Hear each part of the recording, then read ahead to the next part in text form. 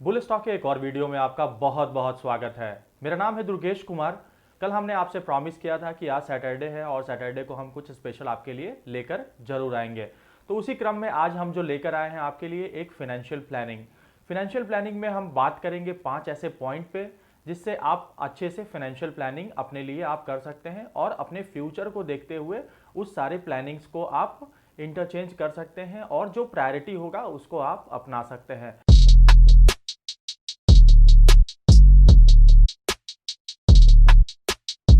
तो कैसे हैं आप लोग? तो चलिए गाइस शुरू करते हैं और बात करते हैं आज फाइनेंशियल प्लानिंग पे और किस तरह से हम लोग फाइनेंशियल प्लानिंग करते हैं। उसके क्रम में जो पहला पॉइंट होगा वो है सेविंग्स।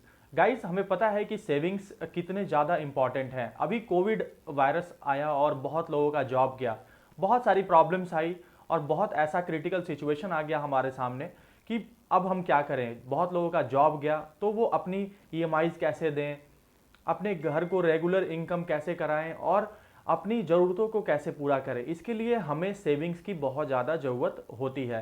तो गाइज अगर आप फॉर एग्जांपल आप अर्निंग करते हैं 10,000 रुपये, तो एटलीस्ट आपके पास 6 महीने का बैकअप जरूर होना चाहिए।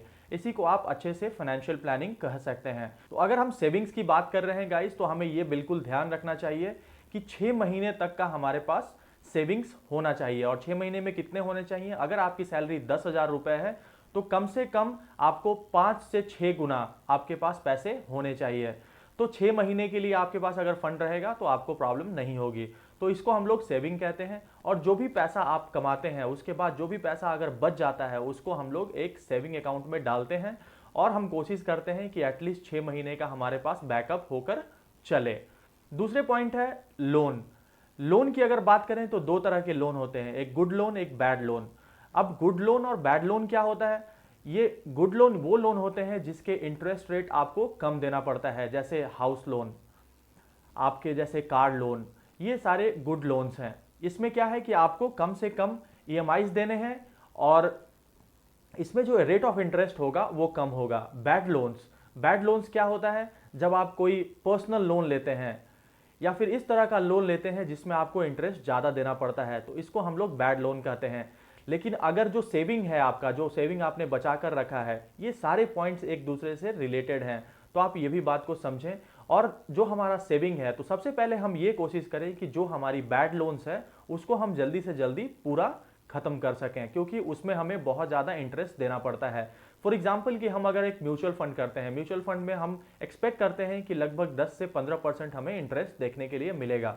और अगर आप किसी म्यूचुअल फंड में पैसा लगा रहे हैं और आप इधर जो बैड लोन्स है उसमें आप लगभग 14% आप इंटरेस्ट बैंक को दे रहे हैं, तो बेटर है म्यूचुअल फंड से हम उस पैसे को इकट्ठा करें और अपने बैड लोन्स को पूरा कर दें।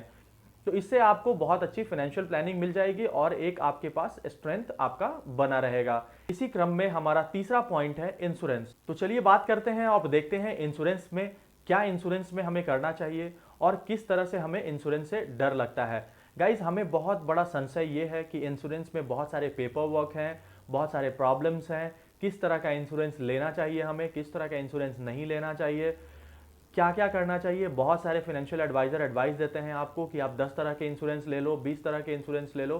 गाइस इस तरह से हमें कुछ भी नहीं करना है। हमें सिर्फ और सिर्फ दो तरह के इंश्योरेंस होते हैं, एक होते हैं मेडिकल इंश्योरेंस, एक होता है लाइफ इंश्योरेंस। सिर्फ दो तरह के इंश्योरेंस पे हमें फोकस करना है और इसी दो इंश्योरेंस में हमें रहना है। गाइज जो मेडिकल इंश्योरेंस है, आप सभी ने देखा अभी पेंडेमिक आया, बहुत सारे ऐसे बीमारियां होती हैं जो इसमें लोगों की बहुत सारी सेविंग्स उड़ जाती हैं। तो गाइज इसके लिए हमें मेडिकल इंश्योरेंस की ज़रूरत है। और कोई अर्निंग मेंबर है घर का और उसका देहांत हो जाता है या फिर उसके उसके साथ कोई प्रॉब्लम्स आ जाती है, क्रिटिकल इलनेस आ जाती है उसको, तो गाइज इसके लिए हमें लाइफ इंश्योरेंस रखना होगा। लाइफ इंश्योरेंस कितना रखना होगा? 20 गुना जो अर्निंग पर्सन है उसका जो जितना भी अर्निंग है उसका 20 गुना हमें लाइफ इंश्योरेंस रखना होगा। गाइज अभी बहुत सारे ऐसे प्लान्स हैं जिसमें आप लेस देन 1000 के कम महीने में आप एक अच्छा लाइफ इंश्योरेंस ले सकते हैं। अगर आपको उसका लिंक चाहिए तो आपको डिस्क्रिप्शन में मिल जाएगा, आप वहां जाकर अप्लाई कर सकते हैं। और हर इंसान को दो तरह के इंश्योरेंस जरूर रखने चाहिए, पहले मेडिकल इंश्योरेंस और सेकंड लाइफ इंश्योरेंस। और ये दोनों तरह के इंश्योरेंस अगर आपको लेने हो तो आपको डिस्क्रिप्शन में लिंक मिल जाएगा और आप वहां जाकर रिसर्च कर सकते हैं और फिर अपना डिसीजन आप ले सकते हैं। आप अपने फाइनेंशियल एडवाइजर का भी एडवाइस जरूर लीजिए इस मामले में। तो गाइज ये रहा इंश्योरेंस का बात, और हमें सिर्फ 2 तरह के इंश्योरेंस पे फोकस करना है। तो चलिए बात करते हैं चौथे टॉपिक पे, और वो है इन्वेस्टमेंट प्लान। इन्वेस्टमेंट प्लान किस तरह से हो सकता है? बहुत सारे लोग हैं, अलग अलग पॉइंट्स है इन्वेस्टमेंट प्लान के लिए भी। पहला पॉइंट है इक्विटी। डायरेक्ट इक्विटी में आप अपने शेयर्स को खरीद सकते हैं, बेच सकते हैं, और उससे आप इन्वेस्टमेंट प्लान कर सकते हैं। दूसरा, इक्विटी म्यूचुअल फंड। आप एसआईपी के थ्रू म्यूचुअल फंड में एंट्री ले सकते हैं, और 1000 रुपीज अ मंथ से आप एक अच्छा वेल्थ क्रिएट कर सकते हैं लगभग 20 साल के टर्म में। तो हमेशा आप जब म्यूचुअल फंड की बात करते हैं तो हमेशा आप लॉन्ग टर्म की बात करें। म्यूचुअल फंड 2 तरह के हो सकते हैं, एक क्लोज एंड म्यूचुअल फंड, एक open and mutual fund. Close and mutual fund ऐसा फंड है जिसमें आपको जब तक मैच्योरिटी नहीं होगा तब तक आप इसको तोड़ नहीं सकते हैं, और ओपन एंड जिसको आप जब मन करे तब आप तोड़ सकते हैं, लेकिन आपको उस तरह का बेनिफिट भी देखने के लिए उसमें नहीं मिलेगा। लॉन्ग टर्म के लिए अगर आप होल्ड करते हैं तो आपको एक अच्छा वेल्थ क्रिएट हो सकता है। तीसरी बात करें हम एनपीएस की, नेशनल पेंशन सिस्टम, इसमें भी आप एक अच्छा खासा इसमें भी इन्वेस्टमेंट कर सकते हैं, और इसका रेट ऑफ इंटरेस्ट काफ़ी अच्छा आपको मिल जाएगा। उसके बाद अगर हम बात करें पीपीएफ की, तो पीपीएफ में भी अच्छे रिटर्न्स मिलते हैं, तो आप उसमें भी अप्लाई कर सकते हैं। उसके बाद अगर कुछ भी नहीं हुआ तो एफडी कर दिया। एफडी में भी 5.5% 6% बैंक भी आपको फिक्स डिपॉजिट पे इंटरेस्ट देती है। तो ये सारे इन्वेस्टमेंट प्लान हम लोग कर सकते हैं, और अपने अकॉर्डिंगली आप कर सकते हैं कि आप किस तरह से, क्या आपका फाइनेंशियल कंडीशन है और किस तरह से आप इसको इन्वेस्टमेंट कर सकते हैं। 5वें टॉपिक पे बारे में बात करें तो वो है टैक्स प्लान। टैक्स को हम लोग कैसे प्लान कर सकते हैं? अगर आप किसी म्यूचुअल फंड में इन्वेस्ट करते हैं, अगर आप कोई इंश्योरेंस रखे हैं, या फिर अगर कोई आप लोन रखे हुए हैं, तो आप इन सभी चीज़ों में इन्वेस्ट करके और बहुत सारा टैक्स भी बचा सकते हैं। गाइज, ये सारे प्लान्स आपको एक ऐसे मोटिव के लिए है कि एक ऐसा रास्ता आपको दिखाएगा जिसकी वजह से आप बहुत सारा वेल्थ क्रिएट कर सकते हैं इन फ्यूचर। बहुत सारे लोग कंफ्यूजन के कारण, पेपर वर्क के कारण, बहुत सारे लोगों में ये प्रॉब्लम होता है कि इसमें बहुत ज़्यादा पेपर वर्क है, ये सारी चीज़ें हम कैसे करें, जो चल रहा है उसको चलने दो, कुछ नहीं समझ में आया तो एफडी कर दिया।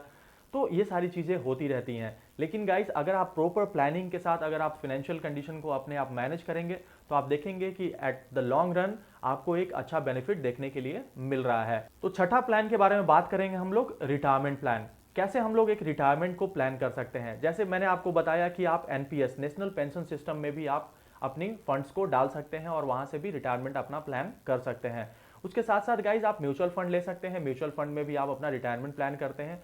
आने वाले 20 साल में, 25 साल में आप फ्यूचर प्रिडिक्ट करके आपको कितने पैसे की जरूरत है 20 साल में, उसके अकॉर्डिंगली आप एक एसआईपी स्टार्ट कर दीजिए, और उस एसआईपी के बाद एक आपको अच्छा बेनिफिट आपको देखने के लिए मिलेगा, और आपको एक अच्छा पेंशन बेनिफिट्स 20 साल 25 साल के बाद जब आप रिटायर होने का मूड रहेगा आपका, तो आपके पास एक वेल्थ रहेगा, और अप्रॉक्सीमेटली 50 to 55,000 मंथ आपको आराम से मिल सकता है। तो एक एसआईपी कैलकुलेटर आप नेट पे आपको मिल जाएगा, आप जाइए वहां पे कैलकुलेट करिए और देखिए आपको कितने पैसे की रिक्वायरमेंट है, और उसके अकॉर्डिंगली आप मंथली एसआईपी कर सकते हैं। तो गाइज, आज के वीडियो में इतना ही।